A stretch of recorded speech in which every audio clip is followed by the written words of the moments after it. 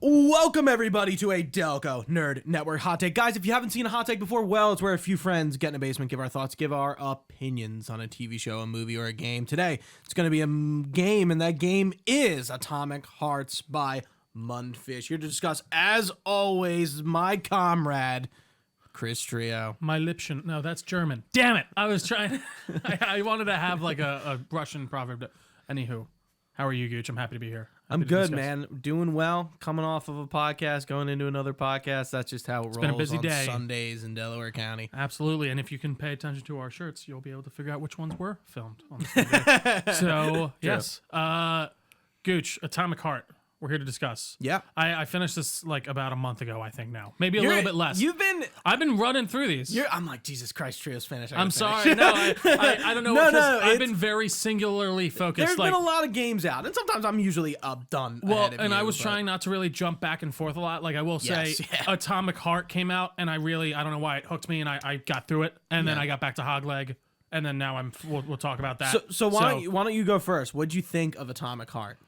Overall, I think there's absolutely some jank and some legitimate criticism to this game. Sure. But I really enjoyed it. I found the world itself to be engaging. This idea of like this Soviet Russia that discovered robotics and really kind of was actually able to focus on what, like, you know, the communist ideas science. Of like, you can, everyone doesn't have to work. So we got a bunch of scientists and we're really kind of moving forward. Yeah. It was cool and interesting. I thought, like I said, the world itself was a character unto itself and told a lot of interesting stories. I think there's some cool lore, especially within those audio logs that you get and some things you listen to on the computers and such. I do have some issues with, you know, some of the dialogue from the main character. We'll talk about it. I think it's mostly in the crispy fucking critters.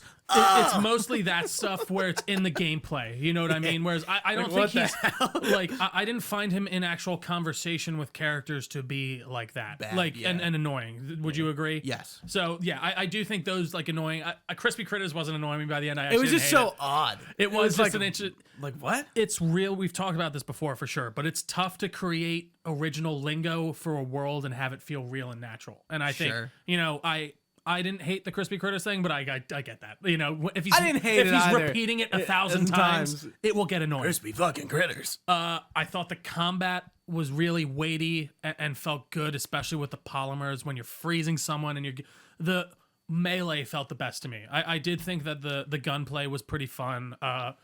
It took a while for me to find my rhythm and really figure out. For me as well, yeah, definitely. Once I did, though, I feel like it was by the time, like when you get to that first open world area, I was very confused and a little annoyed. Yeah, I was too. I was like, what am I supposed to be doing? I'm like, what am I doing? It doesn't do a good job of telling you exactly what to do. You have to go to like that tower and like open that door. I think at one point, and I was like, how do I do, like, what am I doing? Let's stop there. So we had a conversation in Discord, which you can join in the description of the podcast. Please with one of our friends of the show, Fred. Yes.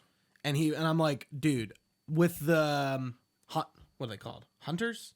No. Hawk. Yeah, the bring Hawks, down the Hawk. Yeah. And I'm like, oh, I didn't know, like, you can bring it down and you have to do it for the story to, like, go up the wire and you get launched over. And I'm like, okay, you do that, but then there's another function where you can, like, overload it and it disables the robots. Well, the game never actually told me I could do that. It tells you once you click that that option. Right. Yeah. And I'm like, and then Fred was like, well, you could have just figured that out on your own. I'm like, sure, but like, why would I assume that there's this other function that didn't get displayed to me while I was there or told about it? There was no dialogue about it. I'm like, I agree. How was I supposed to just find that? Listen, I'm all for a game that's letting us go a little bit. Not not hand-holding. And I do think there are some good elements of that within this, but I do agree with you. Yeah. That part, the only reason I found out about that was because I brought down another one to zip line off it. And it was like, oh, here's this other option to just down it. And then, that takes down all of the cameras and bots in the area. You really just want to be stealthy and avoid everything for the most, like, because when you're in the open world, there is this level system to your security risk or something. And if which is like stupid. It's a little confusing. Like, the idea dumb. is you just want to avoid. I think they don't need that. I think they could have just been like, all right, avoid the cameras. But when you destroy things in this, there are robots that come out and fix everything. So like, you're really trying to just get past them. Right. I was thinking you need to kill them everything and then move on. Yeah. No, you are really trying to bolt past them. Yeah. And you can take them off like individually and stuff like that. And you don't have as long as you're not being filmed like on camera on one of the cameras, your level doesn't go up. Right. Yeah. But yes, I think the open world was the weakest element of this game. It's not very well conveyed. I don't know what I'm doing. The map is very empty, and I don't understand. Like, it has these question marks with these circles that I don't know. I understood what they anything. are, but they like. I guess to its benefit, it doesn't. There's not a bunch of like symbols on the map. No, you're like, what the, like Assassin's Creed or Horizon, where you're like, oh, I did look at this love map. the actual act of collecting loot, though. The pressing out. I don't know why it was very satisfying to me. It's satisfying, but it's like, oh my god, this is like too meticulous. This is getting a little annoying. Sure. I didn't hold it long enough. Fair. Yeah, I agree with you, but I I didn't disagree love with it. you. But yeah, and then I finally figured out. I'm like, oh, you just hold a button and he collects everything. I did like his the wall. I don't know what to describe. the L Yeah, the thing. L. Yeah. A lot of the technology and stuff is really cool, and just that whole heads-up display, the way everything's like pixelized as it goes through it's great. It's a great look for that, and it's very different from what I feel like you normally see with those type of like see-through wall visions or whatever in a game. What did you feel about the powers and the weapons and stuff? How did you feel? For overall, Atomic Heart was like a real mixed bag. I liked it, Yeah, and then I get your didn't broad like report, it. yeah. No, that's okay. Yeah. I segued in. Yeah, I didn't like it, then I liked it, then I didn't like it, and then at the end, like, I really started liking it, and then the last 3 hours, I ran into some bugs, and I really didn't like it, but I liked the ending. So, Was that trophy related? yeah, we'll get to it. Okay. We'll talk about it. Yeah. So I'm just kind of like, I can't figure out if I like this game or not. I like the powers, but there's clear really good ones and some clear not so really good ones. Really, what would you say? So the shield was my first one and I stuck with it. I didn't use it. Shield, I didn't use at all. I didn't use a ton in the end game, the shield, because I got good at the game. I got good. And then I used the telekinesis. That thing is OP as fuck. Because a lot of like easy crowd control, and then you just smash the little bots down and they all blow up.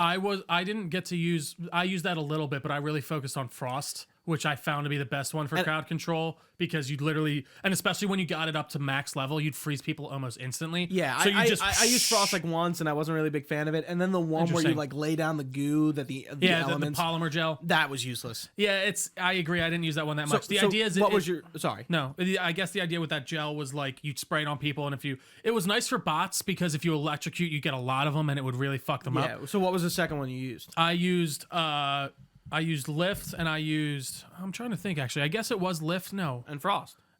And I guess I did use the gel a lot, too. I did end up using that, especially for the bigger guys.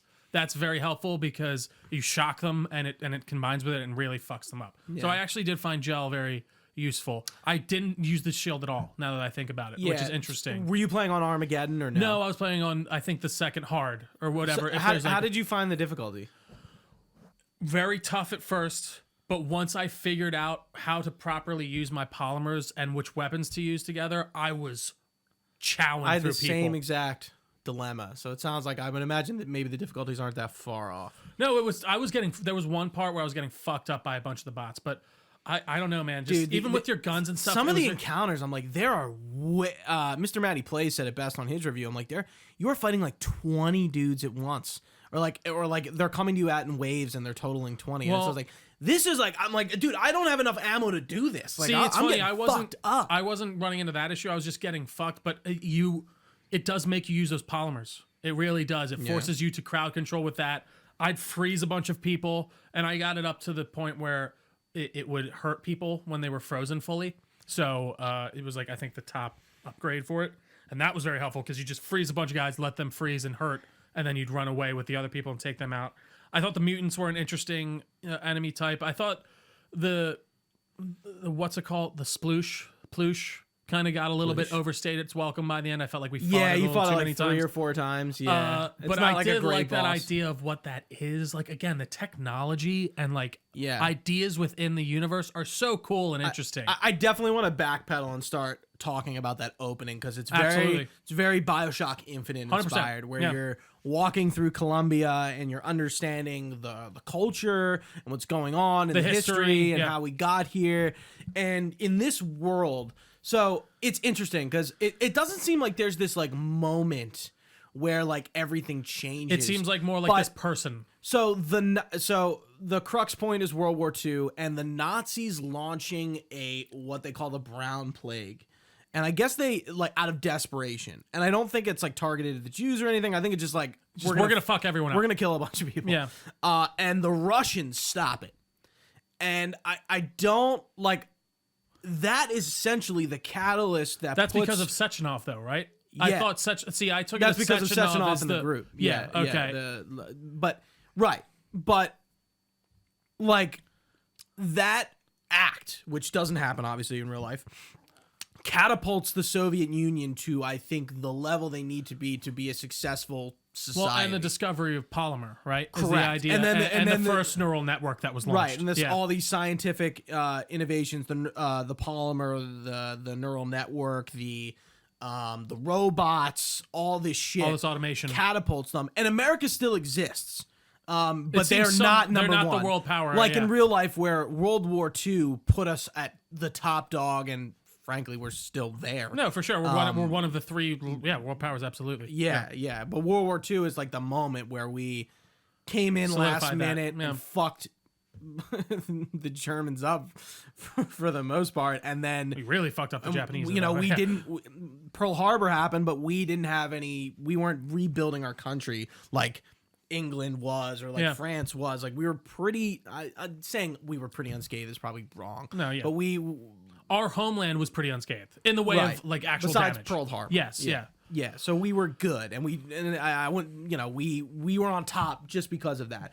But in this, it just doesn't seem like, obviously the Soviets are on the Allies as well. They're a part of our side during that war. But it just seems like Russia, because they stopped that plague, are the ones who are on top, and they usurp our. Well, see, I victories. think it's more that I think it's more Sechenov and their discoveries that really, and them stopping the Brown Plague, like you're saying, put them on the map, and like he started to develop polymer. He developed all these robotics, which allowed, like, the ideal communist society to exist. And this is kind of their attaining of that. And we're now at the launch of Collective 2.0, which is supposed to make it even easier for, like, no one will have to work. Everyone will just have free time to work on the arts. And, emblematic, like, utopia. Of communism that, right. It's clearly again, doesn't work. And even they explore that within this, like how there's shades of gray and what's really going on behind the scenes. And I thought a lot of the conversations between Charles and him were very interesting. Wait, I was like, do you want to? I was thinking while playing the game, like, what do I even call him? P3? I mean, I know his name's He's Sergey. P3, yes. P3, yeah. Comrade Major. Yeah. And like, you have your, it's P3, who's like this, spec op kind of guy, but like doesn't really have, well, he does have a dark past, but we'll find out. But like, his personality is not emblematic of his character. He lost his like complete memory, right? Almost. Yeah, but like he's like crispy critters. Like he said, he seems like pretty normal for the most part, other than like what he does for a living and his past, which is kind of like unveiled at the end. And you're walking through Chelene, I think is the city. Chelene, yeah, and it's like, it's like kind of like Colombia. It's floating in the sky. There's a ton of Russian settlements like this, and like, what's weird is like a lot of the cities have like installation names. They're not really like towns anymore. Well, they're on. I think that floating city is actually a city, but then you're going down to installation whatever, which is like the big super secret top lab that you're in. And then Cheleme is the city where you start at the beginning. Right. Where you see, Yeah, but I think like if you read some of the audio logs in the diaries, like people lived there before they turned it into an installation. Oh, interesting. Okay. And they either co-opted them into working in Pavlov. I do remember. Okay, yeah. Or I don't think they left, but yeah, like everyone living there ended up working in these installations and in these test facilities. And then where they make all this shit, and we're doing some pretty fucked up things. And the introduction of the robots from the Soviets really kind of causes an issue within even America, because there's completely self-sufficient robots that you could have run a factory, but there are sanctions put on Russia to have only so many of these bots to come into the U.S. Right, because they don't want them fucking with wages and things like that. Right, taking out the workers, and which again, a lot of very high level like political, like I don't think it's obviously maybe as deep as like your BioShocks or something like that. Yeah, but no, I it's agree. clearly inspired, and I think it's Made by it's a Ukrainian dev. Mundfish is from Yeah. Ukraine, so But they aren't Russian. I heard them say. I thought that was like a whole big thing. Or they were from Ukraine, really? yes, I didn't know that. Yeah, they're Interesting. Ukrainian. Because I know, we don't really have to talk about it a lot, but there was kind of this whole thing from Ukraine about asking the Microsoft Store to take this down and things like that. No, Because- Russia. No, Was it it was Ukraine? Ukraine. I don't think they're a Ukrainian dev. The Ukrainian dev does Stalker. That's I think they're both Ukrainian. Let me look it up. But I know the Ukrainian, like Vladimir Zelensky or whatever, was like, we would appreciate it if you guys took this off our. He really said that Yeah, himself. yeah. They were calling for people to not play it and stuff like that. You don't remember us posting this in the? I remember the conversation, but I didn't know it was. It wasn't like a major deal. It Zelensky? didn't catch. What's his last name? I just said it. Zelensky. Yeah, Zelensky. Yeah, I was getting tongue tied. Yeah, no, there was calls to like take it off the Microsoft store from them and stuff like that. Again, this gets to the whole thing of like what your purchases fund and whatever you are personally comfortable with putting your money into. I don't begrudge anyone, but yeah, that was a big thing. I don't know if they're Ukrainian though. I really don't. Hold on, I'm trying to look it up. I do think they're pretty Russian because I do think one of the other arguments was like, since this is a Russian company, part of it is owned and funded by the Russian government, so people were talking about that too. Yeah, I think they are Russian. Yeah, you're right. Yeah, so why can't I find this so easily? I don't know. That is weird. I feel like, again, I don't think it made major waves. Now I'm on their site. But yeah, no, and it's because they were saying like it promotes the idea of communism and all this stuff. But again, I do think this game is a lot more gray than that. It's not like communism good, capitalism bad. There's a lot of geopolitical maneuvering going on within the government that you become privy to, and it's a really interesting game, and I think it's a very competent and well told story in that regard for sure. They're based in Cyprus. Oh, interesting. Either way, interesting stuff. But they are. I feel like I know it's a rabbit hole, and I just kind of dived into it, but right, because they're funded. Yeah, they want. Okay, yeah. So they're Russian, and the game is about Russia. So Zelensky got involved because it glorifies Russia. Correct. He was saying Right. we should not do this, Which it really doesn't. I was gonna say it I don't doesn't. think if It you play actually, this game, it actually like shows like I you said, the flaws. it's how it shows. It's very gray. It's a very gray area Yeah. game, and how you're supposed to come out thinking. And I like that a lot. And you know, Sechenov is an interesting idea of a character, and I would have maybe liked a little bit more from him. Yeah, I definitely would have as well. But other than that, just the designs of the robots, the ballerina dancers, of course, it's all The twins, They made dude. some very iconic imagery in my opinion. The twins kind of grasped a Lady Dimitrescu vibe because they were hot, faceless robots. And I think the design of the twins is really cool. I Again, really design like of it. all like everything in this. Yeah, I think is really high. The high art bar. design is really unique. Obviously, it's the Soviet propaganda, the Soviet look, like kind of taken to the next level. Absolutely. Which we really like haven't seen. I mean, we've kind of seen like the German Nazi side of that with like Wolfenstein, where Absolutely. that aesthetic is taken to a futuristic level, but still For kind sure. of based in the retro. I love me some alternate history, Gooch. Give me, Yeah. I love it so much. It's so yeah, good. yeah. What were you gonna say? No, I was just gonna kind of more talk about the world because the world is really interesting. I think it's what shines. Like the narrative, like the base narrative in this game is it's fine. I think it's pretty good. I would say. And going back to like Charles, who is your glove companion in the game, who's kind of like your a unique AI that only you have, and like Sechenov, I think. Like he like makes the glove, which is true, even though there's some. You find out more about the glove as you. That is a linchpin of the game for sure. Yeah, and I like the conversations him and P3 are kind of having. Some are like bad, like we were saying, but some are like good as they're talking about like the I want to say idiosyncratic portions of Russian government. I don't know if that's really the way. Well, and just the realities of what's going on. Right. Yeah. They're talking about what's going on in the West and with America and here with Russian and all these people that are involved and he's how piecing it fucked up. together and what's going. See, it's funny. It's not pro-Russian at all. No, it is. It's much more gray, and it's funny. I really, again, speaking to his dialogue, I thought I liked those conversations basically all for the most part. I just really didn't like him in between just yelling bullshit. But yeah, I think there's a lot of interesting ideas they explore here, and I think they really kind of let you settle into the world a bit and figure out enough to get you interested. Like Trio said, he started off with this game is Eurojank, absolutely, 100%. There's not a ton to do. You're doing the main objective, and you're kind of moving through the open world, not in a side questy format. You're always on the golden path. Yeah, you're just going to get to the next which thing. Is, like I said, kind of refreshing. The only side things you can do are the testing facilities. There's, I think, about 7 or 8 of them. And there is stuff you find, you'll randomly find upgrades to guns and stuff right, like that. And going there is worth your time because you're getting upgrades to your guns. Finding guns is very random. Like, I remember, I was talking in our Discord, and I'm like, dude, I have not found the Kalash. The Kalash is the Kalash, AK. Yeah, it's the actual name of it. See, and I'm like, because, dude, I need an assault rifle. All I have is the Makarov and, a few, I mostly stuck to the shotgun. Yeah, so once I got the Kalash, I used that, and I was switching between that, the shotgun, and the Saw melee weapon. Yeah. I once I got that melee weapon, I really liked melee. But there are a lot of weapons to switch through, but I feel like I found my ones and I kind of just didn't really experiment. Yeah, and then I did use the nuke, the big guy at the end too, the rocket launcher. I used the rocket launcher on. I got the railgun too.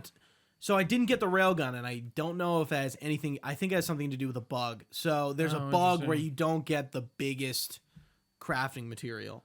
Oh. Yeah, so this game is riddled, and I mean riddled with bugs. One of them being is you're not like I just said, you can't collect crafting materials. And I wanted to go into the crafting real quick because I feel like the crafting kind of falls into this Gotham Knights territory where you have a bunch of crafting materials and you don't really know what each of them is, but if the number's high enough, you're good to make the thing. There's 12 of them, and I'm like I get it. I think there was 6, but like 12. And I don't think it's that much of an issue because the crafting is pretty simple. You're crafting usables or I would harshly consumables disagree. And weapons and melee weapons. I think where this differs from something like a Gotham Knights is you're not just creating another piece of equipment that raises your level 0.2%. Right, but I'm just talking about the genericness and randomness of what you're getting. Yeah, it's it doesn't matter. It's just a picture. No, I get what you. But I do think it does matter because those certain things are used to create the medicine, or I didn't know when I was I just knew to collect things. That was the thing. Exactly. And I think that's fine. I guess it works for me because you are putting those you're putting those towards tangible, real things like healing pods, like energy pods, ammo, new weapons that truly make a difference rather than just I'm getting a new upgrade on my skin. And I do think the progression of your character, whether it be from your polymers and your you're upgrading your character and your weapons, I think that all is really good because you do feel powerful. I agree by the end of the game. And I did think the polymer upgrade stuff was very easy and I like that system. So back to the bugs. There's a lot of bugs with the trophies. So yeah, I just before to preempt you, I will say for the most part, just gameplay wise, I didn't run into much at all. I didn't either for the most part. Until the end where I noticed I didn't. What was that? Before you get up into the lighthouse, you verse a boss. I forget what it's called. Oh, the one with the big with all the eyes on it and stuff. Yeah. It kind of looks like a Big Daddy almost. I guess I wouldn't say that. Either way, but it's the one you see at the after beginning. you get out of Pavlov. I think so. I think I know what you're talking about. So that boss was where my achievements just stopped working. So I didn't get any achievements from that boss to the end of the game. That's frustrating. And I have saves, so I can go back and do it. But I'm like. But But will it even? That's the thing. I remember I had a bunch pop at one time. Or should they? Maybe they'll retroactively pop. But there's a ton of trophy glitches across the entire list. Yeah. Collectibles are bugged. Interesting. They're hard to find. Yeah. One. So and Power Picks, who is an achievement guide site, they didn't do a guide for this game because the list and the game was so glitched and broken. They didn't know if what they were collecting worked or didn't work, or if there were more. And we had a conversation about this on our Discord again with Fred, and I was kind of I don't he was kind of debating that like they were essentially being like wusses for not finishing this. I'm like, well, if your game is bugged and glitched enough and you don't know if what you're collecting is counting or if you're missing something, and then you have to go back and recollect them, and when a game where it's UI and its menus if you're not getting the systems to show you what you've gotten and not gotten, like how are you supposed to know? But again, you're right. I think that's true because you'd literally have to just go through and get. You would have to you don't assume know. or guess. Yeah. And then if you just hope that the thing pops. So yeah, no, I think that's reasonable. And listen, I think when they first announced that, I was a bit in the same boat as Fred. I'm like, this doesn't really make any sense to me. But as like, if your achievements literally aren't popping, especially main story, because like, ones. especially if it's not popping when you know it should be, right? Then it's like, well, how do I even know I'm getting any? Like, what I'm doing something here that won't even get. Like, I don't know if I've got every. Yeah, I agree. Yeah, so like I don't really care about the collectibles because realistically, I was gonna replay the game anyway to do that. Or I guess there's like once you beat the game, you can just go back out into the world. It seems. Yes, you can. So I would have to do that anyway, but I was going to give the game a break anyway. But it's just like, fuck, dude. I missed like 4 or 5 trophies and I just have to go replay the game. And I also replayed it on the hardest, I played on the hardest difficulty. Was that an achievement? Yeah. Oh, okay. So I'm hoping I can go back to my saves and easily do it, or I retroactively get them. But like this kind of thing, especially for me, when I realize like collectibles are bugged or something's glitched and I'm not getting progress, it really takes a wind out of my sails. Fair enough. Like it kind of happened with Dead Space a little bit. What was glitched in Dead Space? I was like, items were like falling through the map and shit. It wasn't achievement based, but like it was like I was trying to like clean shit up. I remember you were telling me that. I was like, what the fuck's going on? Yeah. So that really like turned my ending. It turned like my 2-hour ending into like a fucking 5-hour thing because I was like Googling around. I'm like, are other people having these issues? And I knew there were collectible bugs, but I didn't know there were bugs with the rest of the achievement list. And their updates just seem to be breaking the game more. Okay. So I'm kind of just at the point. It's like I hope they fix at least the story progression achievements so I can go back and get them, and then hey, I'll put the game down for a little while and come back when everything's fixed. That's fine. Yeah. But it's such a shame. That sucks. Yeah, that's definitely. I don't, because like that doesn't happen a lot. No, it doesn't. That like achievements, an entire list is just being like bugged beyond recognition. Like it just nothing is popping. No, correctly. I agree. That sucks. On a very unrelated note, I think I need to fix your arm. Why is that? Because it always like it does always rise, right? Mine doesn't, and I messed with it recently. Either way, we'll fix that up. I just feel bad. But anyway, yeah. So if this is your first impression of the game, like it's buggy, so just be careful. Like especially if you're an achievement hunter and you care about that stuff. I will say, if you're not an achievement hunter, though, it wasn't buggy to me. I feel like I didn't beat the game. True? Did I really beat it? No, that's fair. Did I beat it? No, but I will say, like, I didn't run into anything that made me not be able to play the game, or like that, like really, that broke me, or like everything worked fine. I think there might have been one time where I had to reload, but. I really think for the most part, is if you're not looking for achievements, it's not broken in that. It's broken in that regard, absolutely, it seems. But in like actual moment-to-moment gameplay, I thought it played pretty well. It did chug a few times here and there for sure, though. It definitely doesn't run terribly well. I agree. Yeah, there are some times where a lot of load screens. Doesn't look great either. It looks all right. I think it looks pretty good. I think it looks all right. What did you think about the bosses? There's not a ton, but I think they were. I thought they were pretty good. Besides the ploosh, I think everything else was pretty good. I think so too. I like the Incredibles 1 bot that you face, the Frozone bot, which is great. I really like that one a lot. There was I thought they were all really good. It was good. Actually, yeah. It was all. They were all. The twins were cool. Yes. You only fight them at the end. Yes. Yeah. I think they were all very. Not independent. What's the word? Individual. Yeah, just unique. Yeah, and very well done, and I enjoyed them quite a bit. Yes. So I guess just talk about the end. Yeah, I think so. I don't think there's anything else. I don't think there's anything else. I think we covered. And what's good about this game? It is very like it's not a huge time investment. It's really not. I'm not really sure what my hourage was. Mine was like 22, but I don't know if that counted. Me like paused and stuff. I don't know how that works on the Xbox tracker. Yeah, I played on Series X. You played on PS4 or 5. Sorry. Yes, but it is on PS4. No. Atomic Heart. I paid. Jesus Christ. I played it on Xbox. Oh, okay. I played it on Game Pass actually. Oh yeah, it is on Game Pass. Yeah. So I was gonna say that it's a low bar of entry. So I mean, give it a shot. If it's not yours, turn it off. The end.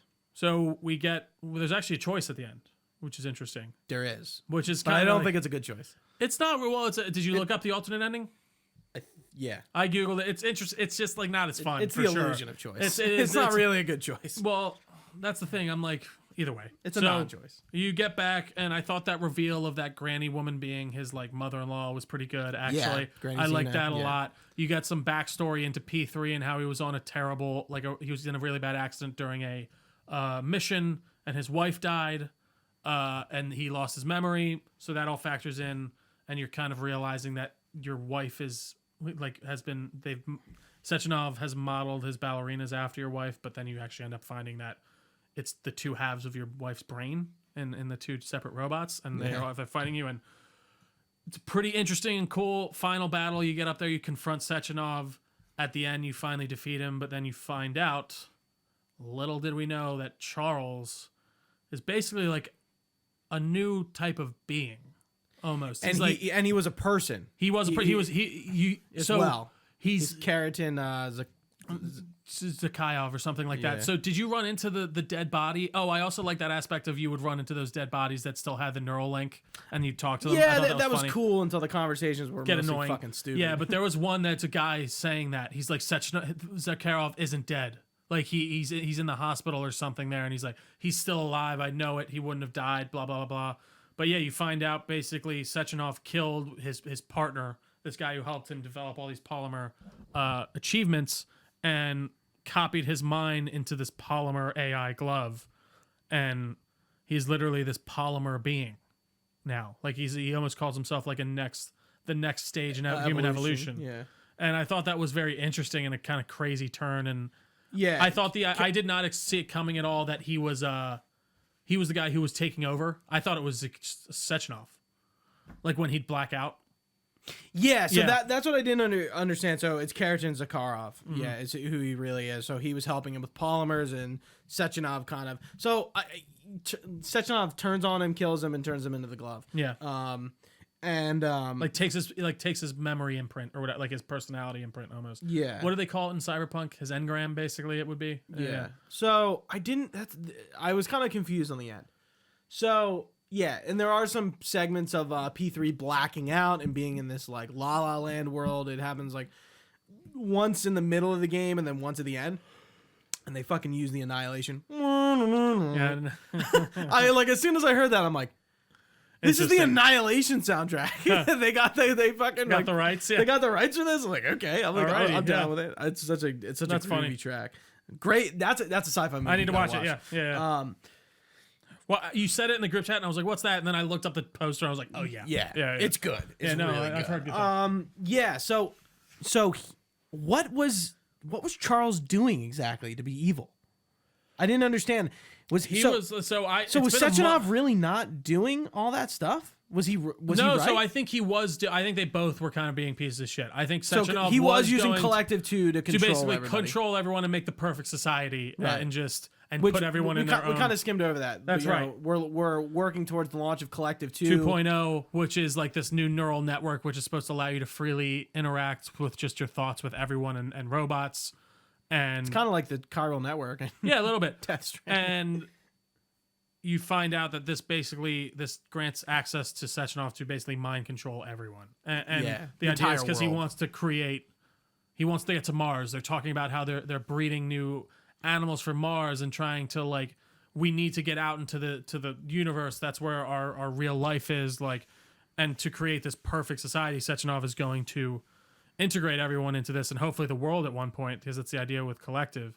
But then there's also this whole thing with Project Atomic Heart, which is basically the idea that all the robots, every single robot has a combat mode, which no one knows about and can be activated at any time. Right. And Russia has been trying to get the U.S. to lift its sanctions and allow more robots to come in, so they can get them into key roles in places where once it's activated, they just take down the U.S. government and it's all done. And you see from the game that you come across two people, and it's the Doctor and Petrov. Yeah, you don't everyone else is dead. And so the robot and the woman, and Granny Xena, and so the robots even though they're quite rudimentary, some of them are very effective at killing. Yeah.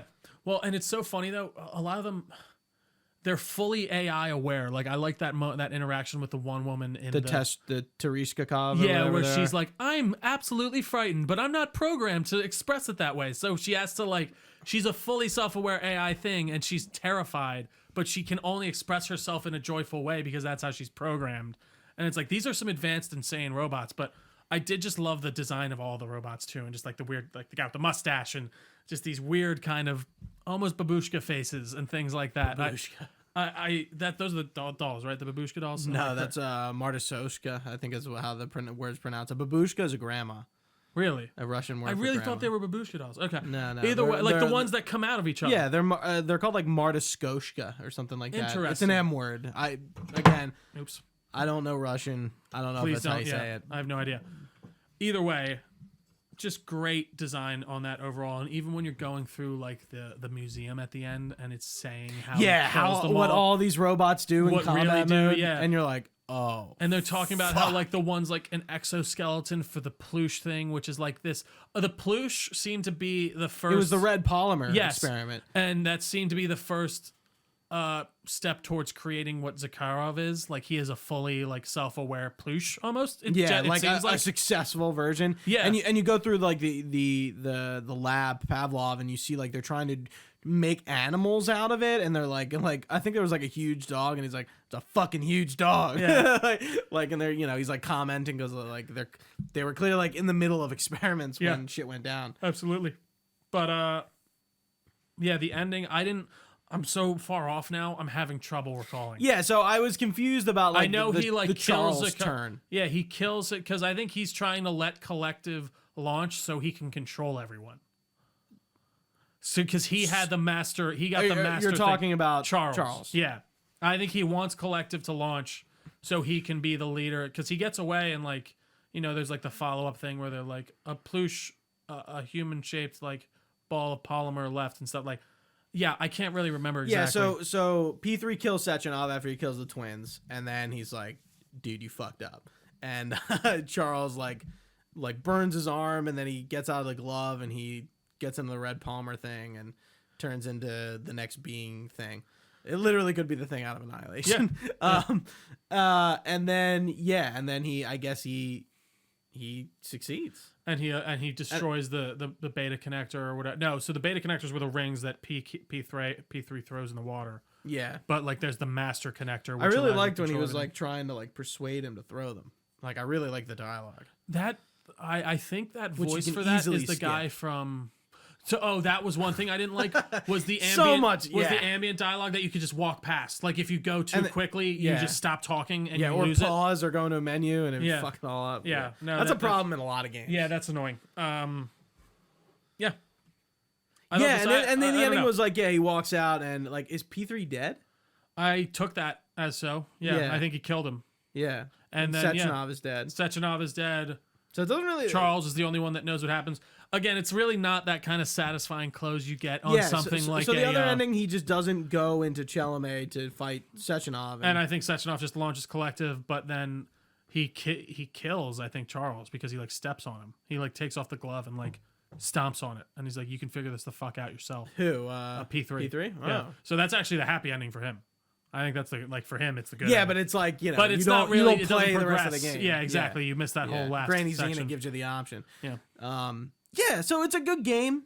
Obviously, I'm gonna go 100% at one point, but I think it's a one and done for most people. Yeah, for sure. This might be something I'd like a BioShock that I would maybe pick up in a couple years if I'm bored when it's like the fully finished game that's maybe a little bit bug free. But again, I did not run into any bugs that hurt my gameplay. For the most part, I think I had to reload once. I have to say the same thing. I really like for the moment-to-moment actual gameplay of the game. It definitely did chug a few times. The save system at first, I was like, "Oh my god!" They put that shit. Well, I will say though, they put that shit everywhere. I was dying, but it was the first few encounters where I was learning the game and I was getting fucked up. The upgrade machines are everywhere too. We didn't talk about Nora. Oh and her horny robot. Yeah. Yeah. Comrade funny, Major, put it into me. Yeah. I thought it was pretty funny. And but I didn't like his responses to her. I liked her. Yeah. telling him to like put the shit in her and fucking funny, come all over her face or whatever the fuck. Well, but he was just like, shut the fuck up. Yeah, like, God, I'm like, I don't want to deal with it. Yeah, I don't want to deal with you. I just want to fucking I just want my use this gun. thing. Yeah, gosh. I thought the Nora thing was funny, and it didn't overstay its welcome. No, it wasn't every time you it's went up heavy to in the thing. beginning, and then it's like it kind of fades and comes back. It doesn't happen every single time you walk up to the machine or anything like that. Yeah. It is funny, just a quick sidebar, and this was in the notes, but for Hogleg, like the ambient dialogue they took out so much of. Like it's just good. All roads lead back to Hogsmeade. Hogsmeade. Oh, it's so cozy. It's like a story. It's like right out of a storybook. Horrible. Yeah. How does that make it past play testing? Who's play testing these games? Yeah, it's like, dude, I've been here like 3 times. That's what I mean. Like, can we just not? Like, Why are we yeah, saying no, this it's so again? funny. That stuff is like it blows my mind. Yeah. Anyways, Gooch, anything else on Mundfish's Atomic Heart? No. Well, you would suggest someone to try it out. Yeah, I think it's on Especially a Game on Pass. How Game much Pass. was it? I mean, I bought it. I don't even know why. To buy it? Is it $70? I think it's a $70 game. Yeah. Was it cross-gen? It might be. So then it might not have been, but I don't know for sure. Atomic Heart Amazon. I have one more point. All right. 70. Okay. Definitely not a $70 game. I don't give a shit. Really? Yeah. I disagree. I think it's a $70 game. For sure. I mean, that's as much as all these other games are $70 games. I don't get what's made it a $70 game now. Yeah, true. That's Like, a big, I don't like. that's a big That's discussion. what I mean. Like, So I could see this game being nominated to Game Awards for art direction. agreed. Like And I think it would justify it for sure. Yeah, this game, like nothing else is going to come out like this year. I hope it gets if it doesn't win, gets a nod for, some kind. Yeah. I think this is a good game from a very different agree. developer. I think it's cool to kind of Dude, for their first like real AAA game. and like, this is Focus Entertainment is their publisher. I love them. They did Plague Tale, Greedfall. They have a lot of like cool indie AA devs under their belt. I think Focus Entertainment really found its niche because the AA has really not been a thing in the last like 2 gens. No, absolutely. But yeah. All right, Gooch. Well, it's been a fun time talking Atomic Heart. Yeah, thanks, comrade. Yeah, thank you, comrade. Comrade. Yeah, very much so. What was that? Certain people than others? I don't know. No, I think it's the Russian. Is that really? comrade? I see. Yeah, I think it's. I would have liked more Russian accents, but I guess some people are just Americans that came over, right? Because like, no, or are they all Russians. supposed to be? They're all Russian. I mean, because Sechenov does not sound Russian. He sounds like an American. Right, because that's the voice direction of the English. No, I acting. see what you're saying. So I would have maybe liked to see everyone have Play in Russian Russian. accent. Play it in Russian. That's true too. I guess I forget I can do that. I played like Metro is they're all in Russian accents. I played half of Russia. I played half of Metro in Russian. And that was when Fred, who also played the game, and he was like, "Yeah, I'm playing in Russian." I'm like, "Dude, these subtitles are way too small, and there's way too much dialogue." Well, that's the thing. The subtitles, like I like that. No accessibility options. I'm like, "Can I put these up?" Yeah, like that would have been useful. I remember I tried playing Ghost of Tsushima in Japanese. It's too much. It's too hard to pay attention because you want to be able to just listen to what they're saying while you're playing, and like you have to pay attention to combat and stuff like that. You can't just sit and stare. Yeah, like if it was a cutscene, okay, different. Yeah, yes, and that's why 100%. I'm like, I think with games like that, you need to play first in English so you can have the base of the story. Of what it's So I agree. Yeah. So you can like tune in and out of the subtitles as you're playing because the game, probably requires a little bit too much for you to just sit there. I agree, 100%. Whatever. There you go. But thank you everyone for watching with us. If you've been with us live on twitch.tv/Delco Network, we really appreciate your time. You can find this podcast anywhere podcasts are found. Just search Delco Network. We're even on Amazon Music now. Bing, bang, boom. We just signed up the other day. I still don't know someone who listens to that, but if you do, we're there. Yeah, thanks Jeff for personally inviting. Yeah, us. he did. We got it solicited, so that was great. You can find us on all the social media platforms at Delco Nerds on basically everything. We have a Discord channel, we have a Facebook page, all of which shall be linked below. If you have any comments, questions, or concerns, you can email us, delconerds@gmail.com. We would be happy to get back to you. You can find all this information on our website, delconerdnetwork.com. For Gooch, I've been Trio. Thanks for watching, and stay nerdy, guys. We'll see you next time.